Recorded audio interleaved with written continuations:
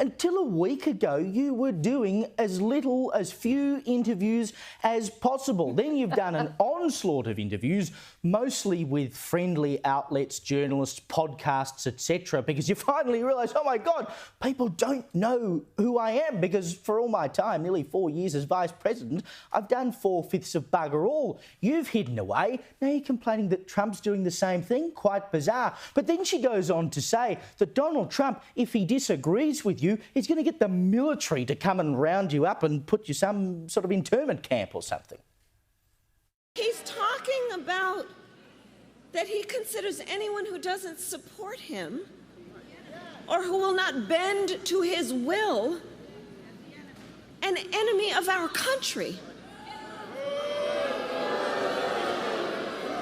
It's a serious issue. He is saying that he would use the military to go after them. Think about this. I mean, please, is that the most pathetic attempt you have heard at having a go at your opponent? And look, in typical Kamala style, she goes back to the weird cackling and stuff to talk about the debate. Yes, the best she can come up with to attack Donald Trump is not anything he's done in the last couple of weeks. It's the debate that was the better part of a month ago. You guys watched the debate. Right. He has, quote, concepts of a plan. Concepts. I mean, please, Mariah Carey, take it away. Why you so obsessed with me? Boy, I wanna know. I mean, once again, she's hardly pulling her best out here, is she? Please. I think that was her best. But the reason for that obsessed grab, by the way, is did you talk about anything else at this rally in Pennsylvania? This is the queen of the swing states. Last election, Biden won it by 1.1% margin. The election before that, Trump won it by 0.7%. That is how tiny the margin is in Pennsylvania. It swings here, it swings there. It's one of those states that everyone knows is a real election decider. If you can get Pennsylvania, you're probably going to get the presidency. But all she did, seemingly, was talk about Donald Trump the entire time. Talk about your own policies, lady. Talk about your own vision for the future. And in those first two clips where she's accusing Trump of being weak and unstable and they're hiding him away, he's been so visible in the campaign trail even before he declared that he was running for the presidency. It's not funny. He hasn't stopped being in our headlines. He hasn't stopped with boots on the ground. The Trump campaign has been working tirelessly, and then saying, oh, he's going to weaponize the military to round up dissidents. What? Like you've weaponized the justice system in America to try to take out your opponents. It was Karl Marx who once said, accuse your opponent of doing exactly what you're doing while you're doing it to create confusion. And we all know Kamala's dad was a professor who taught Marxism. So I'd say she's taken a leaf out of Dad's book and said, well, actually, I'm going to employ that very strategy. The other thing I just don't understand about all of this is when she's saying that, you know, if you disagree with Trump and he wins, he's going to round everybody up and put them all in camps.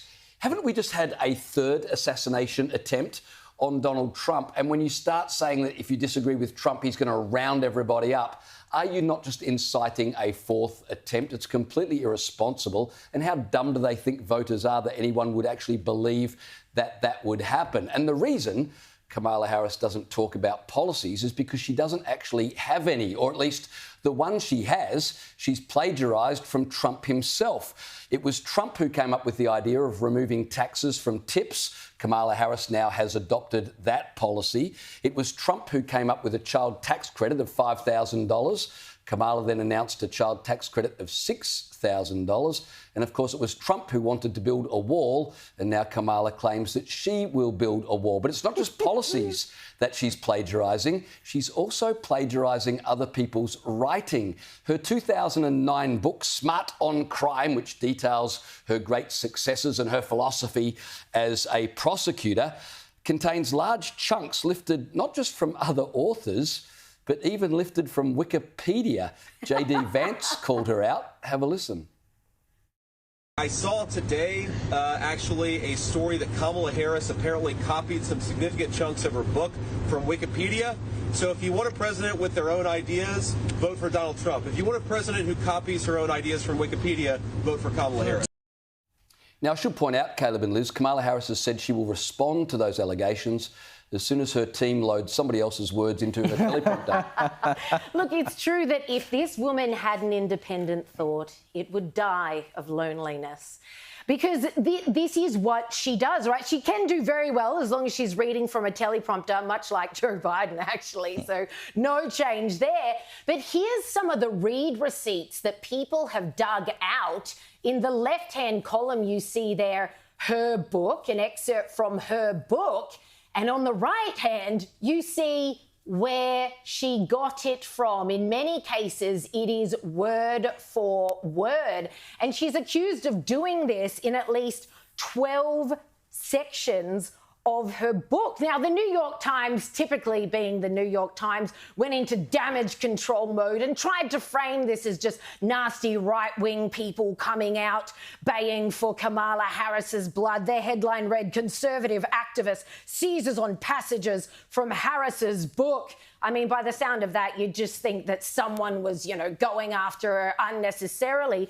But the read receipts on this are absolutely inarguable. These are copy-paste instances of plagiarism. And I love that JD Vance has brought this into the international spotlight, because while Chris Rufo, I believe his name is, had tried to get this out, he was just being attacked by the mainstream media for pointing it out. Someone like JD Vance says it, and all of a sudden it's thrust into the international spotlight. I have to say, though, I'd rather she'd be plagiarising than using whatever weird ideas her brain could come up with. Like, for heaven, we know that she can barely think or talk straight. I want someone else to be feeding her ideas and her to be copying them. Can you imagine what the United States would look like if she did what she's actually got going on up there? Gee, it's a sad day when you'd prefer her to quote Wikipedia than her own independent thoughts. Hey, at least I could go on Wikipedia and write things. Maybe Kamala Harris will steal them. You'll be their next unofficial speechwriter.